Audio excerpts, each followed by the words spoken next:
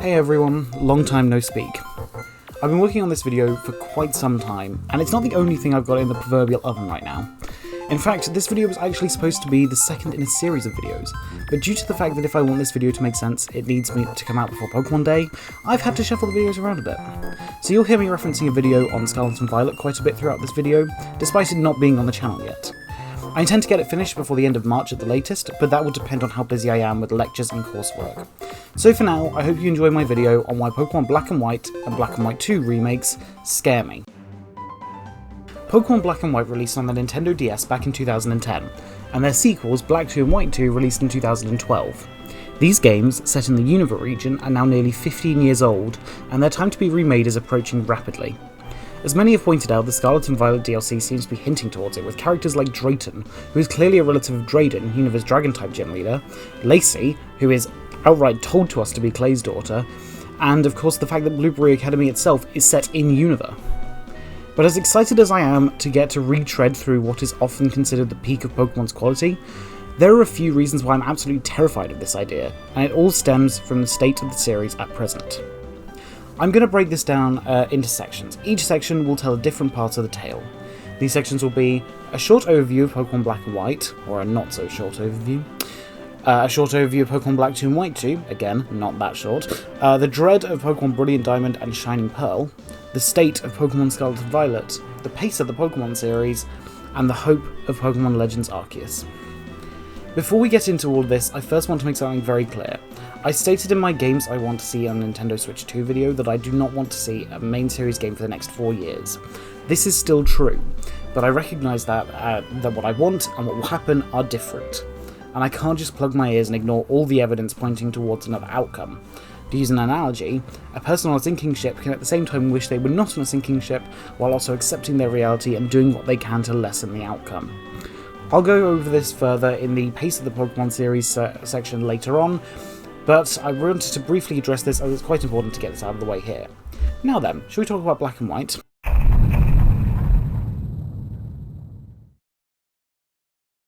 The Nintendo DS, a handheld and also a phenomenon.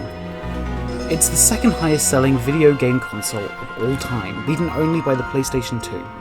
Of course, one of the main reasons for this was the success of the Pokemon games that released on the system. Pokemon Diamond and Pearl were at the time the most exciting games with the biggest story and great design all round. Then came Heart Gold and Soul Silver, which is still considered the best games in the series by many, a remake of the already popular Pokemon Gold, Silver and Crystal, introducing features like following Pokemon on the Pokehathlon. You also had full gym leader rematches for all 16 gym leaders in the game, which was super cool. But in 2010 it was time for GameFreak to unveil a completely new and exciting experience in the world of Pokemon. And that experience was Pokemon Black and White. A brand new region, the most new Pokemon ever introduced at one time, an exciting story, named characters, and for the first time, a Pokemon game with a region based outside of Japan. We take that for granted now, but at the time it was crazy. It was only really the Ore region from the GameCube games that had done anything like that at this point. And that was just the beginning. The series had a bit of a soft reset at this point, meaning that during the main story, only Pokemon discovered in the Unova region were available. This was a controversial decision at the time, but thinking about it now, at least you could catch the others in the post-game. For a long time, people really didn't like these games, and I think that a lot of it stems from this perpetual idea that Pokemon was always better before. We see this mindset every generation, but eventually people come around most of the time. And nowhere is that more present than with Pokemon Black and White. When I first discovered the series, they were easily the most hated Pokemon games, with people claiming that Game Freak had run out of ideas, or that the games were the worst in the series, whereas now they are far more widely loved. Pokemon Black and White have got their flaws, don't get me wrong. Personally, I think that the removal of the Battle Frontier, the fact that we only got to explore half the region in the main game, and gets its actual ambitions, could be easily improved. But what these games do well, they do amazingly. The characters, for example, all have clear theming and all feel like proper characters. It's in this generation that we started to see the trend of gym leaders and Elite Four members having jobs outside the Pokemon League. And they do it really well with characters like Elisa, Lenora, Clay and Drayden all being seen outside their gyms and participating in the main story. And their gyms often tie in with the jobs that they actually do outside of being a gym leader.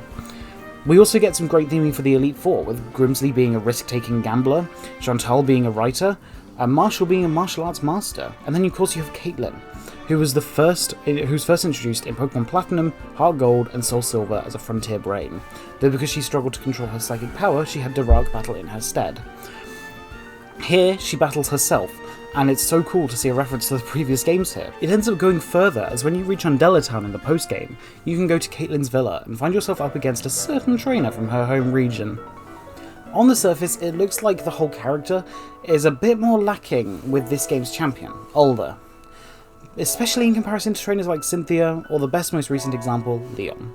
But when you meet him atop Celestial Tower, you learn that his original partner Pokemon, a Volcarona, died and is buried at the tower, and the Volcarona he trains now is not his original partner. It's a very sad part of the story, and it gives his character a lot more of a depressing side, but in my opinion, it really works well to add a bit more character to this region's strongest trainer. This game also excels from a music standpoint.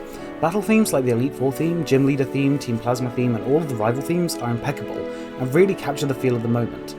Special shout out to Victories Right Before Your Eyes, which is an amazing way to up the intensity of gym battles. They've tried to do this since in both Sword and Shield and Scarlet and Violet, but it's never been as good as it was back then. You've also got some amazing overworld music in this game, like Nimbasa City, Sky Arrow Bridge, the iconic Driftvale City, Mistropen City, Relic Castle, and all of the themes that play during the endgame. The music designers clearly knew what they were doing, and captured the feel of each situation so perfectly. I still get excited to fight off Team Plasma when hearing N's Castle Bridge theme. It's just so perfect for that moment, and really captures the feeling of you infiltrating Team Plasma to take down N once and for all. Of course, we can't forget to mention the actual endgame themes: N's Final Showdown, Ghetsis' Battle, Farewell, and of course, Ending to Each Future. The best credits theme in a Pokemon game without contest. It's such an exciting theme, and is a song I actually want to listen to, as opposed to something like the random choice to have Ed Sheeran show up at the end of Scarlet and Violet, which completely broke the mood for me. This one really sells the idea that both N and Hilbert or Hilda go on to have another journey, whatever that may be, and it sounds hopeful, almost like the two will meet again. I have to say, the version of Farewell that appears as a bonus on the black and white soundtrack is so beautiful. I often find myself tearing up when I listen to it. It completely destroys the Pokemon Masters one in terms of feeling, but then I suppose they are trying to technically do different things, as that version is technically more of a reunion between N and Hilbert, but still, why did they hire casts from Breath of the Wild to do that version of the theme? Hey, maybe that's why it wasn't in Tears of the Kingdom. Anyways, sorry to get sidetracked, I do that very easily, and I have a lot to say when it comes to Masters, both good and bad. Seriously though, if you haven't heard the special version of N's Farewell, I highly recommend you listen to it because it's so beautiful, and interestingly you can hear a lot of the sound design that will be used in X and Y 3 years later in it, including some of the same virtual instruments. The Pokemon design is very much a mixed bag in this game, but when you're introducing more than 150 Pokemon, it's going to be. Some standouts that I love are Bisharp, Chandelure, Zoroark, Sigilyph, and Cofagrigus. There are going to be some that don't entice me as much, such as the Fungus line and Durant, but on the whole it's a great set of Pokemon. As for the character designs, on the whole they're amazing. All of the gym leaders in Elite Four look great, the rivals all have a unique style, and Team Plasma's Night-like design was executed really well. I especially love how Ghetsis looks in these games, as he truly looks like some sort of sage of a false king. Even Professor Juniper and Professor Fennel look interesting, and you can tell that the team put a lot of effort into making sure they don't look the same as previous professors in the series. I think, however, the best designed character within these games will be the protagonist. Specifically Hilbert, but Hilda's design isn't too bad either. I really like how they both embody Red more than any other protagonist before or since then. It kind of makes sense, as this was supposed to be a bit of a soft reboot. The main new gameplay element introduced were the two new battle styles, triple battles and rotation battles. Triple battles were like double battles, but with an extra Pokemon on the field of play, but each Pokemon could only attack the opponent opposite or next to the opposite of them. Rotation battles, on the other hand, still had 3 Pokemon on each trainer's portion of the field, but only one was used at a time, and the others could be switched around as part of your turn, instead of in place of the turn. It added a whole new strategy to Pokemon battles, and I think they were really fun additions while they lasted.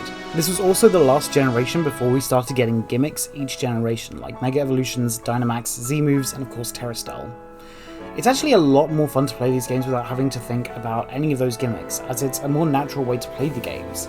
though it can feel a bit less interesting now that we're all used to these gimmickier games. As for the story, this game is one of the first games in the series to make us all realise that the stories can actually be amazing. A mystery surrounds N in the first half of the game, only for him to reveal himself to be the king of Team Plasma in Nimbasa City. It's actually quite a shocking revelation for those who didn't watch the opening cutscene, but it's still probably one of the best of these twist villains in the series. Rose ended up being far too obvious as a villain, and to be honest, so was Luzamine. N did it well by having you believe that he was just a very strange and mysterious character, and only revealing the truth right at the moment where it mattered most. This completely changes the way the rest of the game's story is centred, as now your battles with N hold a lot more weight, and could impact the future of the Unova region.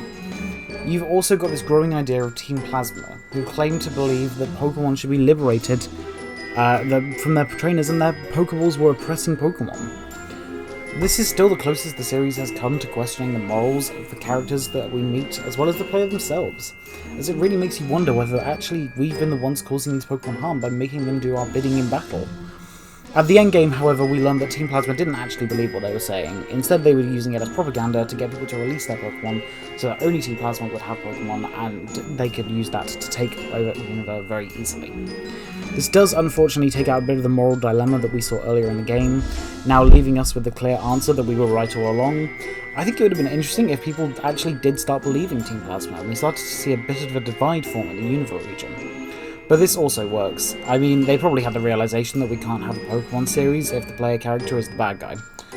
Interestingly enough, this idea would be revisited in Pokemon Legends Arceus, where members of the Diamond and Pearl clans are all resistant to the idea of Pokeballs. With the exception of Ingo, but that's probably because he comes from the present-day Unova games. It is nice that in these games, despite the lack of a battle frontier, the battle tower replacement, the battle subway, actually has bosses you fight, those being Ingo and Emmett, who would see a spike in their popularity in 2021 after Pokemon Masters introduced them to the game with an amazing new battle theme, and then again in 2022 when Ingo showed up as a faller in Pokemon Legends Arceus. Anyway, the main story in Black and White also questions what it means to be a Pokemon champion. Cheren, your main rival in the games, is aiming for the champion seat, and questions Older on a number of occasions as to why he's not training or trying to be stronger. Older helps Cheren understand that there is more to being a champion than pure strength, and we can see that Cheren has adopted this philosophy when in Black and White 2, he acts as the Aspertia City gym leader. You also have a bit of a side story with Bianca. Her father does not want her to leave home and go on a journey, but she really wants to go and see the whole region. We actually see a confrontation between the two in Nimbasa City, only for it to be resolved by Nimbasa's gym leader, Elisa. Elisa helps explain Bianca's point of view and eventually her father leaves. It's a really nice moment and it really helps Bianca's character as she ends up on the receiving end of a lot of problems, such as her Munna being stolen by Team Plasma in Castelia City. One thing I have to praise this story for is just how involved the gym leaders are. Lenora and Berg help you during the incident in Pinwheel Forest. Berg helps you again when Team Plasma steal Bianca's Munna. Elisa and Bianca's father interacting, which I mentioned earlier. Clay helping you search for Team Plasma in Drifell City. And Drayden and Iris seen disputing Team Plasma's point of view as you and Older reach Opelousas City. And of course all of the gym leaders showing up in the game's finale. It's such an incredible moment and serves to characterise these characters far more than any of their predecessors. Now I could probably go on for ages about these games, and if I wanted to, I could write a whole video essay at the length of my upcoming Scarlet and Violet one about these games. But I won't right now, so I think it's about time we moved on to talking about Pokemon Black and White 2.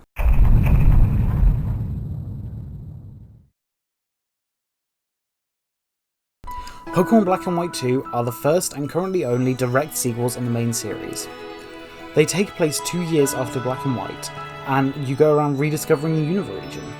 A new part of the region is unlocked, that being the starting area, which consists of Aspertia City, Flossie Town, Flossie Ranch, and Burbank City, which is where the new PokeStar Studios is located. You've also got a couple of new other towns and cities, like Lentamas Town, which is just east of the Entralink area, as well as Humalau City, north of Lacunosa Town. We also have the Marine Tube, which allows you to walk from Undella Town all the way to Humalau City, and you can see all kinds of water-type Pokemon like Basculin and Mantine just living their lives and swimming about. There's not as much to talk about with these games, simply because they're just sequels rather than a full new generation, but I can probably still ramble on for a good while. Let's start with the new path around the region. It's a lot more varied. As I mentioned before, you start off in Aspertia City, which is where the normal type gym is run by Cheren. After choosing your starter from Bianca, who now works as Professor Juniper's assistant, and defeating Hugh in battle, you're able to take on Sharon and his team of normal types. You can clearly tell that he's settled into being a gym leader, as his character seems a lot less focused on pure strength now, thanks to Walder's influence. Sharon has also become a teacher in this game, and his gym is located within the trainer's school. After defeating Sharon, you move on to Verbank City, which is where gym number 2, Roxy's Poison-type gym is. This was the first Poison-type gym in the series since Janine in the Future City gym in Gen 2. So it was super cool to get another take on a Poison-type trainer, this time being a punk music artist. After exploring PokerStar Studios and having a battle with ex-gym leader Bryson, you move on to Castelia City where you face Berg. At this point in the journey, the path sort of syncs up with Black and White for a bit, that is until you reach Mistral City. After defeating Skylar, she'll take you and Professor Juniper across to Lentamass Town, on the other side of the region. This is a great change of pace, as previously you could only go to this half of the map in the post-game. After exploring Reversal Mountain, you find yourself back in Undella Town, then traversing the east side of the region until you reach Opelucid City, where Drayden is now the gym leader in both versions, as opposed to Iris in Pokemon White.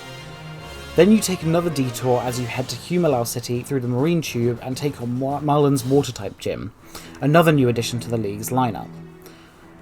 After taking on Team Plasma in the Giant Chasm, you then move back onto the Pokemon League, but this time it's different, as a landslide has caused Route 10 to be inaccessible, meaning you now have to go through Route 23, which can be accessed at the back of Huron's Cavern in the Giant Chasm. From there, Victory Road is pretty different, including an optional cave that takes you down to the ruins of Ents Castle from Black and White. Of course, you then take on the Pokemon League once more, but this time with a new champion at its helm, Iris. She's grown a great deal and is one of, if not the best champion theme in the entire series. It's just so good. I'd argue it's on par with Geeta's theme as the best champion theme. After beating the main story, you get to explore Icarus City, Twist Mountain, and either Black City or White Forest, which have new battle facilities called the Black Tower and White Tree Hollow. They're all really fun, and I highly recommend giving them a go if you're interested in a free, shiny pseudo-legendary. Now, let's talk about the characters. A number of new characters were introduced in this game, from the new player characters Nate and Rosa, their rival Hugh, Team Plasma's newest member Colress, and of course the two gym leaders which I mentioned previously, Roxy and Marlin. You've also got Benga, Alder's grandson, who acts as the head of the Black Tower and White Tree Hollow. All of the members of Team Plasma shed their knightly designs for something a lot more modern and in a lot of ways more threatening. They look more like soldiers in an army, and their new headquarters, the Plasma Frigate, really sells this whole futuristic theme they've gone for. Getz's design has changed to reflect this, and the Shadow Triad have a more detailed presence in the game as well. Only one of the sages from Black and White returns, that being Zinzolin. He's a user of Ice-type Pokemon, and remains loyal to Getz's ambitions. If you want a good feel for his character, then watch the Pokemon Generations episode called The Frozen World. It's an amazing watch, and shows Zinzolin character far better than the games do, and in my opinion, that's simply because he's allowed to flourish more when he's the only one in the spotlight. As with Black and White, these characters are all characterized really well, and have great motivations behind what they do, such as Colress wanting to bring out Pokemon's true power, and Hugh wanting to take on Team Plasma to get his little sister's Purrloin back. Alright, music time. This game's soundtrack is well and truly stunning, even more so than Black and White's in some cases. One piece I want to call attention to is The Frozen City, a theme that plays after Team Plasma completely frees Opelucid City. It's a chilling piece, and really gives off the vibe that not only is it completely frozen, but that there's something really unsettling going on. It's a perfect piece for the situation, and the version that plays in the previously mentioned episode of Pokemon Generations is seriously haunting. Zinzolin's theme is a more sinister take on the Seven Sages theme from Black and White. Now that it only represents one character, it makes more sense for it to be more perfectly fit to that character. It sounds sly and sinister, which is a really good representation of what Zinzolin is in the games. The Shadow Triad's theme is also a great theme, as it really ramps up the intensity of those characters. The Team Plasma Battle theme remix is also incredible. It really captures the moment, and it was faster and more intense than its Black and White counterpart. It fits the new designs of Team Plasma's members a lot more, as they do look like they can move a lot faster in their new costumes. The Plasma Frigate theme is another great one, as it really builds this idea of you infiltrating Team Plasma's operation, even better than Ents Castle in Black and White. It's one of my favourite Evil Team base themes in the series. Colress's encounter and battle theme are both amazing, and give off the vibe that Colress is in some way robotic, even if he's not actually a robot like another pair of characters that I could mention. He's very much obsessed with technology, as he created machines such as an Energizer that can cause Pokemon to move, as well as a machine that can fuse Necrozma with Solgaleo and Lunala in the Ultra games, especially fitting as it was his debut games that introduced the idea of Pokemon fusing. We'll come back to that in a minute. Especially City's theme is such a good hometown theme. It's got a lovely melody that I often find I can't get out of my head. At the other end of the game, Route 23's theme is just so good that I don't really even care that we lost the Route 10 theme. It's just a perfect theme, very triumphant, which is very fitting that you just defeated Team Plasma and gets its ambitions once and for all. Now, I don't want to go over every single theme in the games, because otherwise we would be here for hours, because I absolutely can just keep rambling on about it, because it's so good. But I did want to call attention to a couple of themes. So, starting with the gym themes. This game is currently the only game to have unique themes for every single gym. Cheren uses the one from Black and White, Roxy's is seemingly performed by her and her band, Berg's is very minimalist, fitting his new gym's theme. Elisa's gym is now a model show, and her theme really represents that, with it sounding very exciting, and it builds as you get closer to the main stage. Clay's gym definitely gives off the vibe that you're underground and is a neat theme that works really well to fit Clay. Skylar's gym theme is very light and fun, and it uses a lot of woodwind instruments, and it's a really just nice theme. The flute gives it a really nice easygoing feeling, which is very fitting given that you're no longer shooting yourselves out of cannons out in this gym. Drayden's gym is of course a lot slower and a more intense take on the gym theme, really immersing you in the idea of the story of Reshiram and Zekrom as you ride on one of the dragons to the top. Finally, you have Marlon's gym theme, and it's very relaxing. It's a really nice take on the theme, and it fits the vibes of riding around in lily pads to get across to Marlon. The final set of themes I want to talk about is the Pokemon World Tournament music. It's amazing, the whole set from the area themes to all the Gym Leader and Champion remixes to the final round. The Pokemon World Tournament features all of the Gym Leaders and Champions from Kanto, Johto, Hoenn and Sinnoh, and it was such a fun idea. The final round especially just sounds amazing, and it really drives up the intensity. It could be a champion theme, to be honest. Of course, each of the Gym Leader and Champion themes get remixes to fit the vibes of the tournament as well, and also bring them up to the Black and White sound font. Some of you will remember that back in 2020 I made a video on how I think the Pokemon World Tournament could have come back through the Galarian Star Tournament in Sword and Shield. Unfortunately, this never happened, but if Unova remakes are in the pipeline, I really hope we get all 9 generations of characters showing up in the remade Pokemon World Tournament. I mean, there's no reason why they wouldn't update it, right? Right?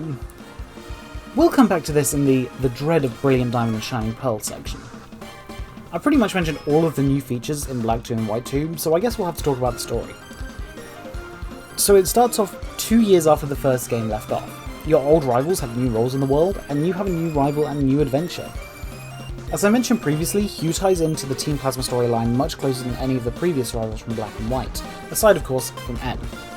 He tries to take them on whenever he can, including in Verbank City, Nimbasa City, and of course when you storm the Team Plasma frigate with Cheren in Driftvale City.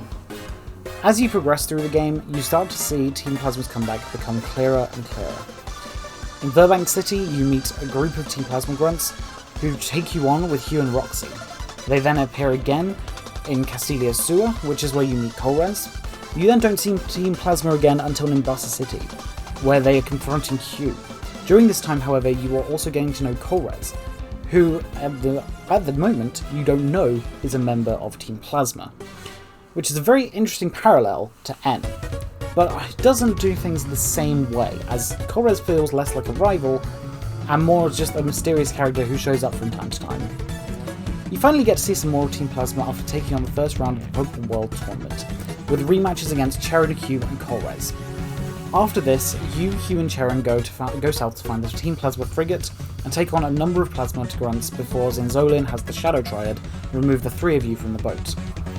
You don't see them again outside of a couple of random encounters until Polluted City, where after beating Drayden, Team Plasma will launch the Curum Cannon, completely freezing Polluted City into a block of ice, in order to extort the DNA splices out of Drayden. You battle through a number of grunts and the Shadow Triad, but unfortunately they end up taking the DNA splices.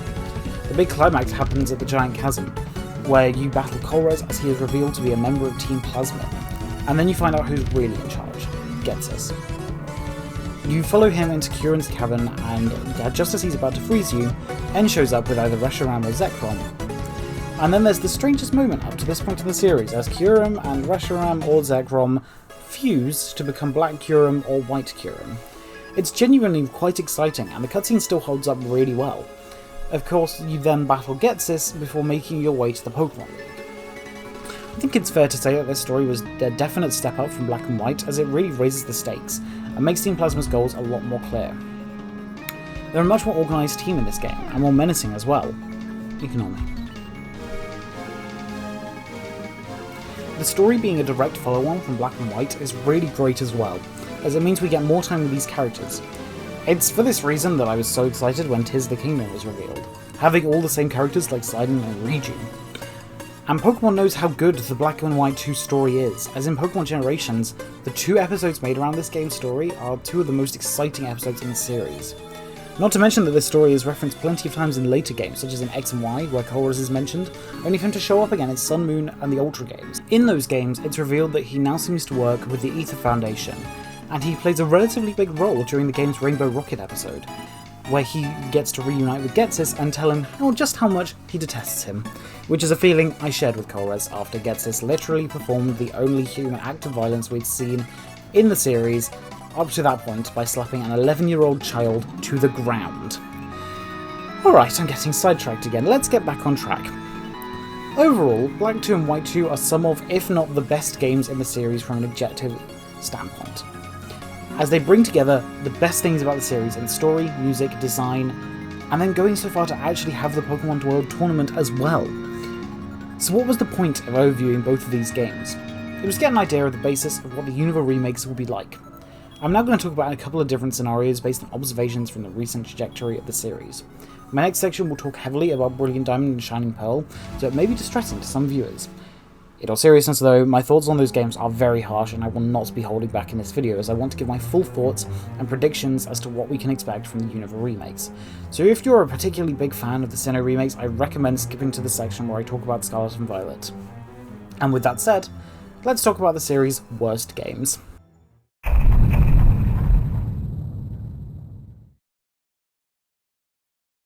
I like the Sinnoh region a lot. It was the Pokemon Diamond and Pearl anime that got me into the franchise, and I adore Platinum. So as you can imagine, when I found out that the long-awaited Sinnoh remakes, games I've wanted since the release of Sun and Moon, were announced, I was horrified. If you go back to 2021 on my channel, you can actually see the video I made in response to That Specific Presents, where I also talk about Legends Arceus, of course, and you can see that my opinion has not changed in the 3 years since this news. I'm clearly a very bitter person, but in all seriousness, that news did genuinely upset me, though it was lessened by the reveal of what will go down as the biggest formula change to the series in Legends Arceus. So let's talk about why, and to do that we need to talk about previous remakes in the series. Remakes have been part of the series since Generation 3, when Pokemon's first games, Red, Green, Blue and Yellow, were remade as Pokemon Fire Red and Leaf Green. They were updated to use the Ruby and Sapphire engine, and introduced new mechanics to bring these games up to speed with the current generation, such as having a female player character in Leaf, double battles, and running shoes. However, Kanto itself was mostly kept the same, aside from a couple of new additions. In terms of route and city layouts, pretty much identical.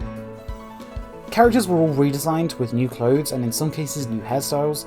You could also have any Pokemon from up to Generation 3 in those games.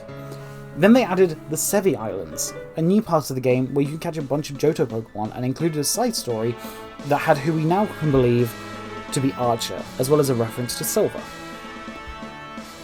After the release of Pokemon Platinum, we saw the reveal and release of Pokemon's second generation games, Gold, Silver and Crystal, in the form of Heart Gold and Soul Silver. Similarly to Fire Red and Leaf Green, these games updated the Johto region to fit what was more familiar at that point, as well as introducing new features like following Pokemon, the Pokeathlon, and Gym Leader rematches. As with the Gen 1 remakes, characters all got redesigns and all Pokemon became available.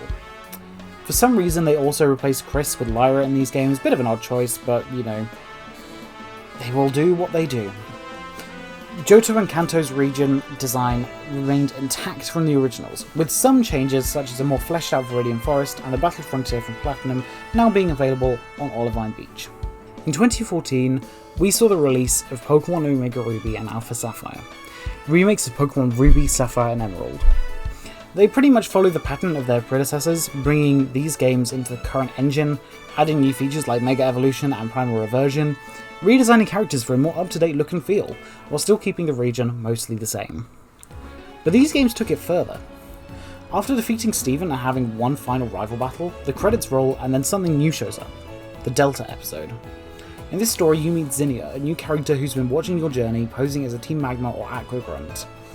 As you progress through this story, you fight Courtney or Matt and get to understand Zinnia's conflict with Steven. Eventually it culminates in you traversing Sky Pillar as Zinnia explains the law of Rayquaza to you.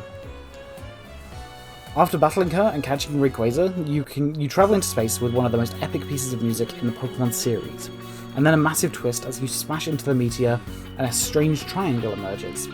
For the first time in the series, a mythical Pokemon is obtainable outside of an event, and you get to battle and capture Deoxys with a remaster of its battle theme from Fire Red and Leaf Green 2.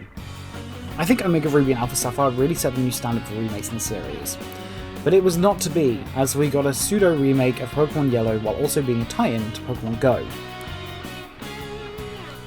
Pokemon Let's Go Pikachu and Let's Go Eevee are some of the strangest games in the series. You control the entire game with a single Joy-Con, and you can even do it with a controller that has 2 buttons and a joystick. That's it. Insane, but you know, again, they do what they're gonna do.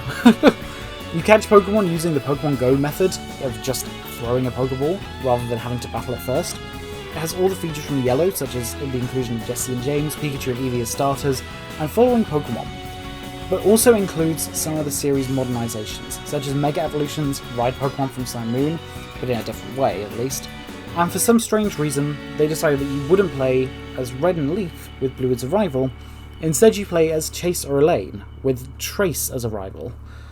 That decision was however made better when Red, Blue and Leaf, Green, were added as NPCs in the game. Blue takes on the Viridian Gym in the post-game, which ties into our Gold and Soul Silver quite nicely. Green is attempting to catch Mewtwo, and Red is doing the Red thing as you can battle him as a battle legend, like in the Johto games and the Alola games. You also have Archer in this game, finally adding Team Rocket's second leader to the Kanto region games, and yeah, I was very excited when I found out he was back. I'm a big fan of Archer. My only complaint in this part is that it is only Archer, and Proton, Petrol and Ariana are all absent. Though that could be explained away as them being promoted by Archer between games rather than all being executives during the Kanto story as well. However, my biggest complaint about these games is the fact that once again, Kanto is square for square how it was in Generations 1 and 3, minus the Sevi Islands. They didn't even include what the previous remakes of Kanto had added in. After Sun and Moon, you'd think they might try to expand the region and make it more fun and exciting with a less geometric layout, but no. That is this game's biggest failings. Unfortunately, it's just not possible to do that much when you've only developed the game in a single year. Because of this, it used an adaptation of the X and Y art style rather than the Sun and Moon one, and it didn't really need to exist. So this takes us back to Sinnoh, where after the tremendously successful and not at all controversial Pokemon Sword and Shield, we all held our breaths to see what was in store for the Sinnoh region. And I have to say, I don't think any of us could have predicted what we got. For the first time in the series' history, we got a Pokemon game developed by a studio that wasn't GameFreak. But who was it? Was it Nintendo themselves? Was it some other developer who resorted to this sort of thing, given that this is the biggest franchise in the world and they could afford to pay whichever studio they see fit? No. It was Ilka, a studio who had never once made a full game before. Great choice.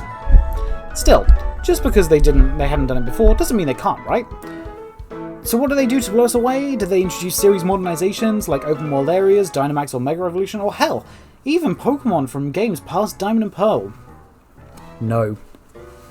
Unfortunately, what they decided to do was to take Diamond and Pearl and turn the sprites into 3D models. That's basically all there is to it. Same exact layout, same chibi extraction, same pocket dimension battles.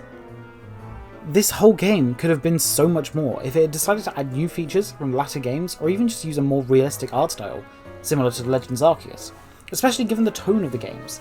I mean, when you reach Spear Pillar and just see that tiny Cyrus model threatening to destroy the world, it's laughable. Seriously, can you imagine if we had a cutscene like some of the ones from Sword and Shield here? It would have looked amazing. Really selling the scope of this event. And we don't entirely have to imagine this, because this is kind of what Legend of Arceus gave us. Look, I love Legends, I really do. I really, really love Legends, and I'll talk about that later in the video. But if they had done everything that they had in that game, but instead have it set during present-day Sinnoh, with trainers and gym battles, it would have been the perfect Diamond and Pearl remake. But alas, this is not what happened. Did BDSP at least give the characters redesigns? No. Not a single one. They did introduce character customization, very bland customization, but hey, I mean, that's one thing they have over Omega Ruby and Alpha Sapphire. Was the music any good? The compositions are still the same, so yes, technically you could argue that. But as much as I love Shota Kakeyama and his music, these remasters don't really thrill me. To summarise, my main problem with BDSP is how accurate it is, and how aggressive its art style is. It's such a shame, because the concept art for these games is beautiful, and if we'd gotten anything close to that, then I would have jumped for joy. But we didn't. And not to mention the fact that BDSP launched at 50 quid, which is more than the original Sinnoh games, and on par with Sword and Shield, Legends Arceus, and Scarlet and Violet. Does it really deserve to be put at the same price point? You know, it's only 10 quid less expensive than Tears of the Blooming Kingdom. No, it doesn't deserve that at all. But I digress, this video is not about BDSP, it's about Unova, so here's where this ties in. Despite the backlash to BDSP, it still sold incredibly well. Far too well. This worries me, as it implies that the Pokemon Company will be more willing to give Unova the same treatment and give us a 100% accurate Just As You Remember It remake, rather than a completely fresh experience using the setting and story of a past game, which is the outcome we want. Hell, even Let's Go is technically a fresh experience because you're playing as a new character and the capture style is completely different. Let's use an example for a minute here. In Pokemon Sun and Moon, Grimsley and Colress both appeared again, for the first time in 3D. What I'm worried about is Grimsley and Colress then looking like they're 2 foot tall the next time they appear. At that point, Pokemon Masters is closer to an actually good Pokemon Black and White remake than the main series. I get if Pokemon wants you to be able to experience these games all the same way, but there are other ways of doing that. Add them to Nintendo Switch Online, or hell, just put them on the eShop for 10 quid, or knowing them, 40, but I digress. The point is, this is not the way to go about remaking games. Are the games, as they are, good? Yes they are. But everything is relative. They're good 2D Pokemon games on the Nintendo DS. They're not good 3D Pokemon games on the Nintendo Switch. And only Pokemon has the ability to fix that. I just hope that they make the right decision. Right then, let's see if I can summarise my Scarlet and Violet video into a single section of this one,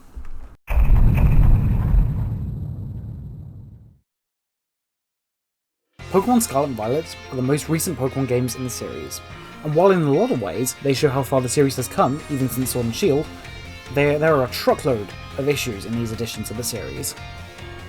If you were around for the first few months of the game's release, you'll remember the absolute flurry of bugs and glitches, from the innocent to the game-breaking, some of which are still not fixed. I actually spotted a few more in my subsequent playthroughs, which I did while getting footage and researching for my Scarlet and Violet video, such as Rhyfort's hair twitching every 2 seconds. This implies a lack of game testing and quality control, which is a terrifying thought, as it could imply that the games didn't get properly playtested, or that they never got around to fixing the bugs before it was shipped. And when one is so widespread and important as the Champion and Elite Four battle themes just not playing, yeah, it's pretty damn disappointing. Of course, we really don't want a buggy mess to release for a Unova remake. I don't want a situation where I get to Grimsley and his battle theme is just the intro of the Elite Four theme. Though I can't lie, that would be a downside better than Scarlet and Violet, because at least the Unova Elite Four theme intro is amazing. Of course, there are more pressing issues, such as the player having the ability to see through every wall in Scarlet and Violet. This has got to be fixed for Unova, especially because you can actually go into houses in Unova. Shocking concept. They did not have this in Scarlet and Violet. Why? Anyway. As much as I'd love to imagine a Breath of the Wild style world where you can seamlessly go into houses without any problem, it's not very likely given how much extra pressure that would add to the world and the extra pressure on the team making this game as well. If this game is to come out this year, the chances are it will likely be one of the last first or second party Switch games, if the rumours of a new console are to be believed, which you know from my previous videos that I do believe that. For this reason alone, it is absolutely understandable to hope that GameFreak waits and takes some time to utilise the new hardware that will undoubtedly come from the new Nintendo system. I do worry that despite this, however, it still wouldn't be that much better than Scarlet and Violet because I worry that GameFreak just doesn't have the right experience on HD consoles and with optimization of their games.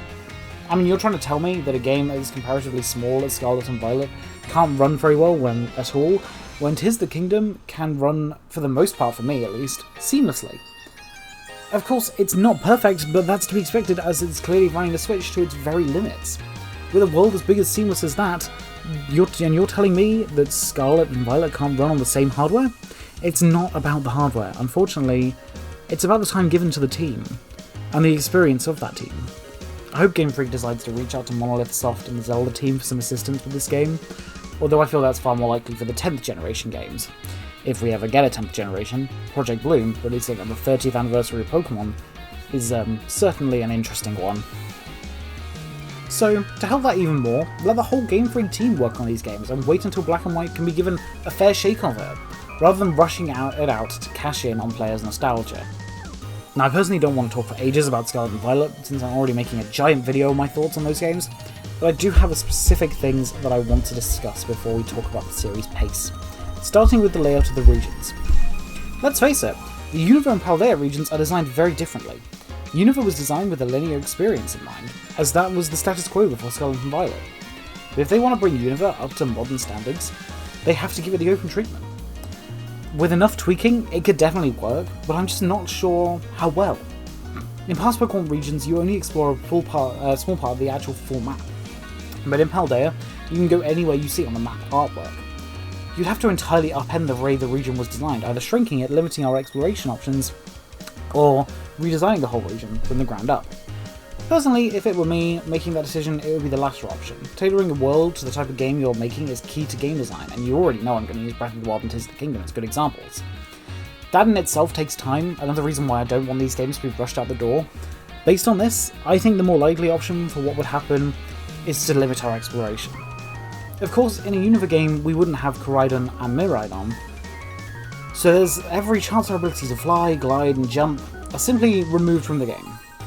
This isn't good open world game design, to be frank. It's limiting, and honestly would just make the player question why, since 2022, they've been given a freedom of movement and all of a sudden it's being limited again. I just think that they could do a lot to fix this, and yet worry that they likely won't because it's easier and cheaper, the games will still make millions. As a quick aside, I find myself very disturbed that this is the way I'm thinking about the company that made me interested in game design as a whole. Anyway, the other main problem with Scarlet and Violet that I wanted to talk about was how back to basics they are. After Pokemon Legends Arceus, it's fair to say that Scarlet and Violet felt like they were very bare bones. After a game where you could catch Pokemon outside of battle, enjoy freedom to be able to do as much as you like, where battles have never felt more smooth and fun, it's genuinely upsetting to see how stuck in its ways Scarlet and Violet are. But I talk about more about that in the Scarlet and Violet video. What intrigues me is that these hypothetical games will be the first to be developed after Legends Arceus completion, or at least have had 2 more years since Legends Arceus release to add in features from that game that the audience really liked. However, Legends Arceus was such a departure from the series norm that they would have to upend the entire game if they wanted to truly feel more like that game in comparison to Scarlet and Violet. For all I know, the game is fully developed with Legends Arceus in mind from the starting point, but while I would like to think that this is the case, I just can't see Game Freak doing that, rather than making the Legend series its own sub-series, which is more for the older fans who want a lot of change in things, while the original series continues in the way it always has. This is a fact which greatly troubles me. I'll of course be going more in depth with this in the section on Legends Arceus, but I did want to quickly talk about it here, because it impacts this section as well. If I'm honest, while I did and continue to enjoy Scarlet and Violet, they left a bitter taste in my mouth by how regressive for the series they were, while on the surface seeming to push it to greater heights. It's one of those things that probably in the grand scheme of things doesn't matter and won't impact the games if they even exist, but it's just the potential that has me worried.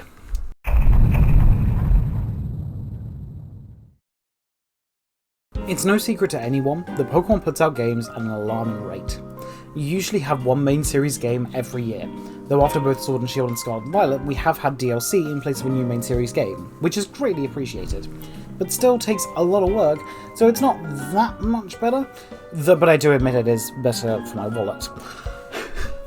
This series has constantly gotten multiple games in production, and I do think it's a cause for concern, as GameFreak aren't a massive team like Nintendo or Ubisoft. They've got less than 300 employees at last count, and so splitting that team into usually 3, given that they often have a non-Pokemon project in the works, which we know is true right now with Project Bloom on the horizon in 2026, as well, sorts of explains why Pokemon probably feels behind. The team is simply stretched too thin. Now Pokemon does get a lot of outsourced help, having a team size of about 500 working on Scarlet and Violet. This should be a good thing, right? Given Breath of the Wild had less than 400 people working on it, Scarlet and Violet had an ample amount of staff. Well, that's just it. What the numbers don't take into account is each dev's experience with making these types of games. For Game Freak, they've only been working on the Switch since 2016-2017 kind of time, when Sword and Shield started development. And that probably started life on the 3DS. Not to mention that they didn't have any home console games of this scale until this point, whatsoever. Nor were any previous Pokemon games open world with overworld Pokemon. The Zelda team, on the other hand, have experience making big budget games for a home console. Not to mention that they've had far more development time than Scarlet and Violet, with more people working on the games for longer.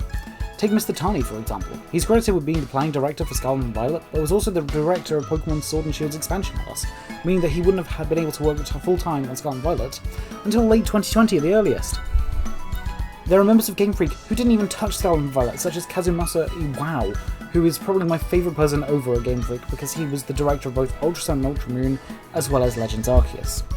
Not only does this show that not all of Game Freak is working on these games, but it's also very interesting to see that despite working on every main series Pokemon game developed by Game Freak since 2009, Mr. Iwao was not involved with Scarlet and Violet at all. I'm hoping that this is because he's been appointed to direct a future title that we'll see in a few years, and if we are to get Unova remakes next year, or this year now, I hope he's the one behind them, as the games he's been responsible for are my favourites in the series. My point with this section is to explain how alarming the rate Pokemon is releasing games at is. Between the end of 2017 with the release of Breath of the Wild's second DLC, The Champion's Ballad, and March 2023 when Tears of the Kingdom had finished development, Pokemon released Pokemon Let's Go Pikachu and Eevee, Pokemon Sword and Shield, Pokemon Sword and Shield's expansion pass, Pokemon Brilliant Diamond and Shining Pearl, Pokemon Legends Arceus, Pokemon Scarlet and Violet, and had already announced the hidden treasure of Area Zero. Even if we remove BDSP, given it was developed by Elka rather than Game Freak, that is an immense amount of games for a single studio to work on. Also bear in mind that Game Freak also released Little Town Hero and began work on Project Bloom in this time. It's genuinely terrifying, because Tears of the Kingdom was a genuinely fantastic game, and paired with Breath of the Wild, it's easily my favourite game ever, and it took 6 years to develop. It wasn't even a full new game, with a lot of the assets and base world design done already. It's fair to say that Tears of the Kingdom is probably a bit of an exception, as Breath of the Wild supposedly only took 4 years according to Fujibayashi, as they only really started work in 2013. And we know from what Aonuma has told us during the development of Tears of the Kingdom that the team struggled with what to do to keep it interesting and fresh. But even then, creating 4 unique Pokemon games, a DLC pack, and working with another studio on yet another game, though in all honesty the amount of work done on that game was a drop in the bucket compared to the others, but that's a discussion for another day. It says a lot that we haven't had a gap year in the Pokemon games since 2015, and that year actually had planned to release Pokemon Z, but it was cancelled due to more people being needed for Sun and Moon, and they threw all of the work that they'd done on Z into Sun and Moon. But surely the Game Freak team must be exhausted. They are oversaturating the Pokemon market at the minute, and they've got to slow down to keep the series stable. I also feel the need to throw in that Game Freak are also involved in some of the spin-off Pokemon games, as they developed Pokemon Quest back in 2018, and do some of the character design for Pokemon Masters, including all of the Signet and seasonal costumes, which is why they always look great, but it's just an additional pressure on them. I'm not going to argue with the fact that Game Freak is, Game Freak know this series best, but I think it may be time to let some of these spin-offs go. whether it's by training DNA's team in how to do their costume design, or by actively shutting down some because it's pretty obvious there are far too many on at the minute. As much as I love Masters, I'd rather they had DNA assist them with developing the main series. They clearly have talented modelers, musicians and writers, so why not just either outsource to DNA or possibly even consider hiring some of the people from their team if they want to work on a Pokemon series. Not that I want them to start poaching people from other companies, but if they see someone who's worked on Pokemon Masters and are looking for jobs, they could offer them. I mean, that's how we got one of my favourite Pokemon designers ever on the series, James Turner, who started working on the Ore games, but then moved from Genius Sonority to GameFreak around the development of Pokemon Black and White. What a great segue to jumping back on the track of the Unova remakes. I said earlier in the video that I didn't want Unova remakes this year. I don't want anything this year, really. If anything, give us a second wave of DLC for Scarlet and Violet, but nothing more than that. It's just too much pressure, and it's so hard to keep up with. What made Unova so good originally was that it was such a creative game for the series. Not having previous Pokemon appear in the main story, having the story be much more serious and involved, basing the region outside of Japan for the first time ever, creating a sequel as opposed to a third version. To be honest, all I want from a remake of those games is for it to also be as creative. Let it take what we've seen in Legends Arceus and Scarlet and Violet and reshape the series, Breath of the Wild style. By that I mean reconsider everything, not creating a Pokemon as a Breath of the Wild-esque game, however much I would love that. I know that that's not for everyone. But that is not something that can happen when you've got less than 3 years to develop and release a full game. There's no real time to actually stop and look at the series and think about what's outdated, what can be added. I don't know whether it's Game Freak, Nintendo, the Pokemon Company, or anybody else who's deciding that there has to be a Pokemon game on the shelves for the holiday season. But whoever it is needs to take a step back and think about how that philosophy is actually damaging the series. Ishihara recently said that they were looking into changing the release structure of the Pokemon series, and fair play to him, that's exactly what they need to do. But if I'm being honest, they needed to do that years ago, and I worry that it's going to end up being too little too late. I suppose we'll have to wait and see, but I supremely hope that no matter what comes next, whether it's Unova, Johto, Gen 10, or whatever else, that it doesn't come out this year. Now I think it's time I talked about something a little bit more positive, don't you? So let's talk about Pokemon Legends Arceus.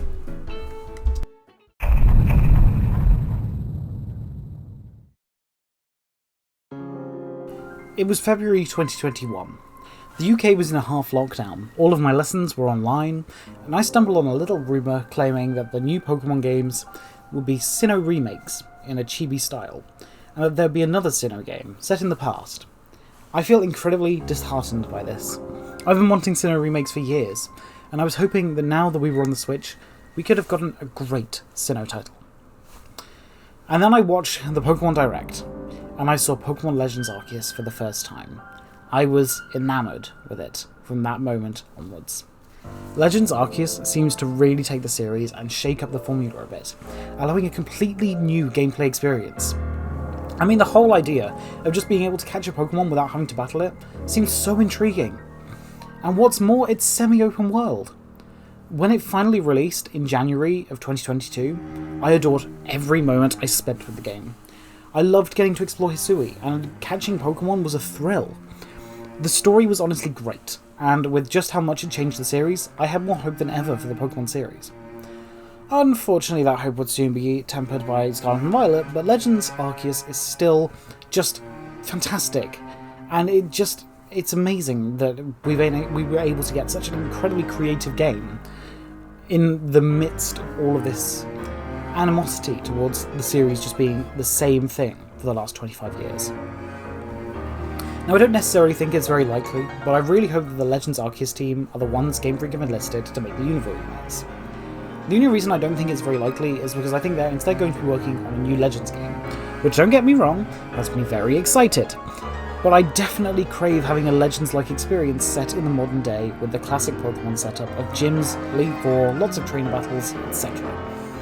Because if there is one thing Legends Arceus lacked, it was an ample supply of trainer battles. I was hopeful that with Legends Arceus being a bit of a refresher for the series, we would get a lot of its DNA moving forward into Scarlet and Violet, but that simply didn't happen. I spoke earlier about how I think the Pokemon series is likely splitting the main series into two different audiences, with the Legends series focusing on players who enjoy a single-player campaign and who are a bit older, and the original series focusing on players who want the classic formula and competitive battling side of things. Now, do I think this is what they should be doing? Absolutely not. To be honest, I think having a series split in two is not going to help with that series in the long run. What they should be doing, in my opinion, is distilling Pokemon's currently two series into the best of both worlds and fusing the two. Of course, I want the Unova remakes to be made in Legend style, simply because it allows more creativity, while giving us a true remake of those great games. One thing that goes really underrated about Legends Arceus... One thing that goes really understated about Legends Arceus is how fun it made filling out the Pokedex. You actually had to research the Pokemon to fill out the dex rather than just having a pre-made entry as soon as you catch a Pokemon. I always like the idea that the Pokedex entries were written from the player's observations of that Pokemon rather than the professor's studies. It goes a long way to help explain why my cargo is supposedly hotter than the sun. Lucas and Dawn probably just saw it and were too young to realise how hot that was, so made a rough estimate. They were very wrong. Pair that with the modern day setting, and you've got something for every type of trainer. A good way to develop the Legend style further would be to introduce double battles and PvP, which were both missing from Legends Arceus. Having the game be set in modern day Unova would go a long way in explaining why they would now be available, especially since Blueberry Academy, which is in Unova, has all of the trainer battles be double battle. The only problem I can think by using a Legend style for a modern day setting game is how the strong and agile styles would work. While it would be fine for the main story, the PvP side of things is a different situation. I'm not quite sure why PvP was missing from Legends Arceus. It could have been because of time constraints, but I think it's more likely that it was because of the fact that strong and agile styles became a lot more complicated in PvP because of the fact that it's just it's not as simple. Before, everyone chooses their moves at once and then they use them. But now, you can have multiple turns in a row, and that influences the tide of battle. Now, in all honesty, while I'm sure the competitive scene would at first probably not be big fans of the idea, it would bring a fresh take to the online Pokemon scene, and would allow for a fresh take on the series combat. If I'm honest, I think strong and agile style moves and the new move system introduced in Legends Arceus should become mainstays, as it just adds a new element to the battling and makes it much more exciting than other titles. Now, I could go on for a long time about Legends Arceus, and I undoubtedly will, as I'm already working on another video in this series where I review that game, as I just want to talk positively about this franchise more. Now, originally, I was going to be taking you through what I would do to remake Unova, but I've decided that I'm not going to clutter this video, and I'd rather leave that for a second video, as that will also hopefully allow me to get this video out before Pokemon Day, when they will inevitably announce something. And given the recent news of the Empire State Building being lit up on Pokemon Day, I think you know where this is going. I'm so grateful to all of you for being so patient with me, as I know my video schedule is far from consistent. I hope you've enjoyed my rambling on about Unova, and I hope I haven't come across as whining for an hour or more. I don't actually know how long this video is yet. Unova really is something I love dearly, and I want to see it remade well, rather than having it rushed out and ultimately souring my experience of Unova in general. Believe it or not, I'm not just talking about this from a fanboy perspective, because I study game design as a degree, so looking at this against what I've been learning has been very interesting, and serves to highlight how terrifying Pokemon's relentless release schedule really is. And now, I just want to say goodbye. Thank you so much for watching this video. I know it's been a bit of a long one, and it's taken me quite a long time to put out. It's definitely my most in-depth video yet, and I know I'm still not particularly great. I know my voice can sometimes sound very grainy or whatever. I'm trying to work on that at the minute, but it's a bit difficult being in university accommodation. But hopefully that'll improve come September time. Anyway, aside from all of the Unova stuff that we've been talking about so far today, we've obviously got the video on Scarlet and Violet coming out eventually, hopefully by the end of March, but you never know. I've also got a video on Legends Arceus, which I mentioned again, and I'd also like to talk about Breath of the Wild and Tears of the Kingdom, because they're just games that I really adore. And of course now we've also got to start thinking about the Switch 2, which I've already put a video out on, but now there's obviously rumours talking about it being delayed to 2025, which is fine. I mean, that just gives me more time to save up money for it, but whatever. Anyway, I hope you've all enjoyed this video, and I hope I haven't bored you all to death. And I'll speak to you, I'm sure, very soon. Have fun now.